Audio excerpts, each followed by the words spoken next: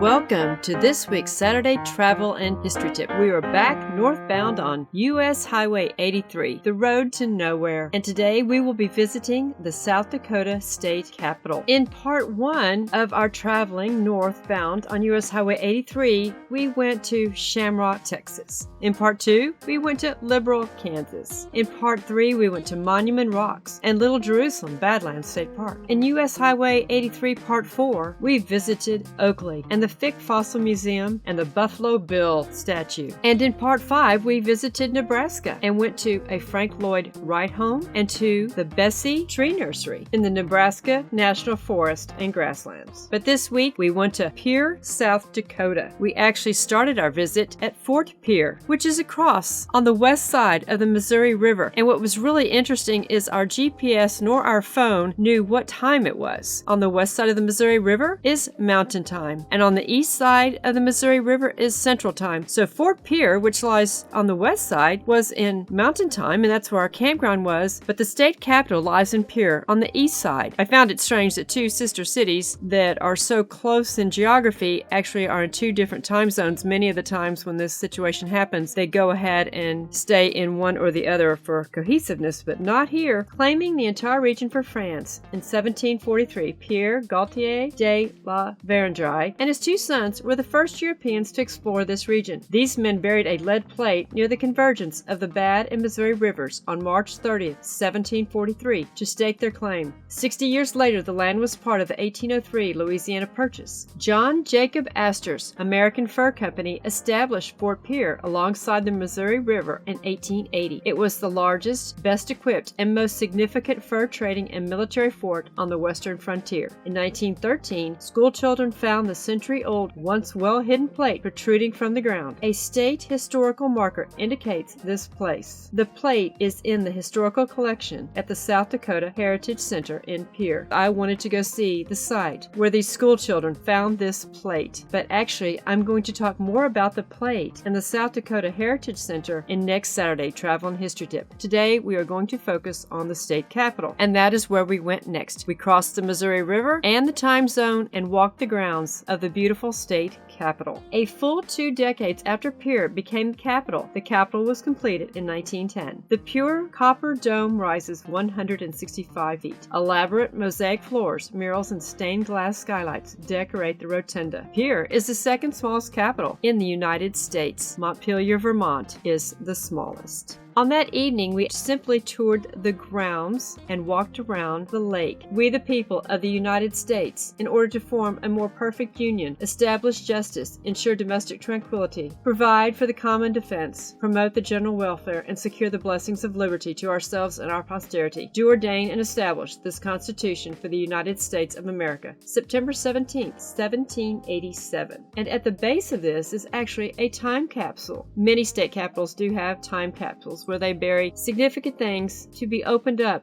decades later. The grounds were simply gorgeous.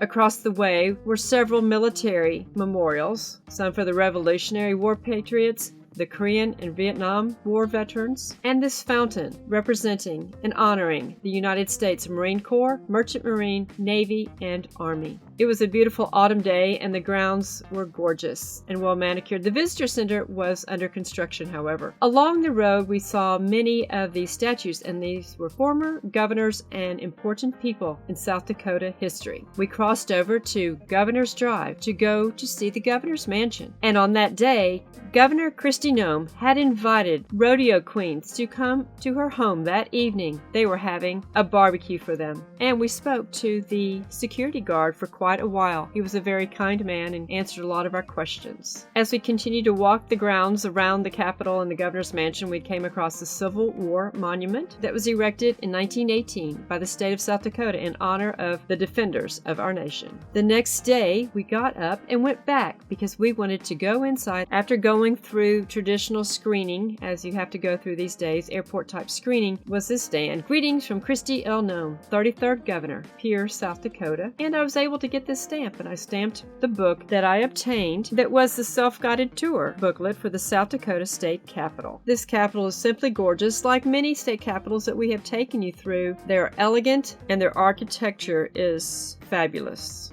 There are many murals and paintings throughout. We found this doorway which read above it, Telegraph. I thought that was quite quaint. We saw the governor's large conference room. Next, we saw the Senate chamber and the Senate cloakroom, the House lobby, and the Supreme Court. Where we really wanted to go was the office of the governor and see if we could meet Kristi Noem. The door said, "Please walk in." So we walked in.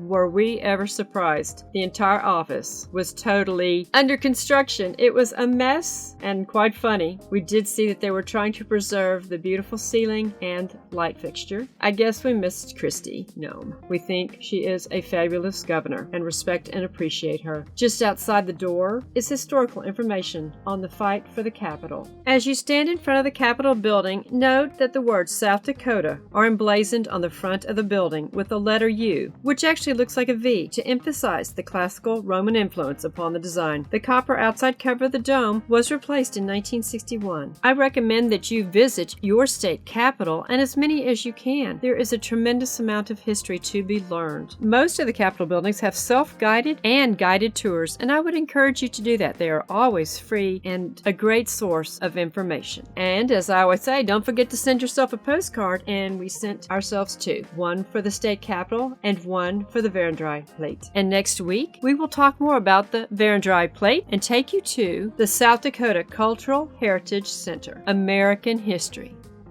Learn it. Love it. Appreciate it. Don't let them steal our history. Treasure our American history. And if you appreciate our nuggets and my Saturday travel and history tips, we would appreciate if you would share those on your social platforms. Thank you.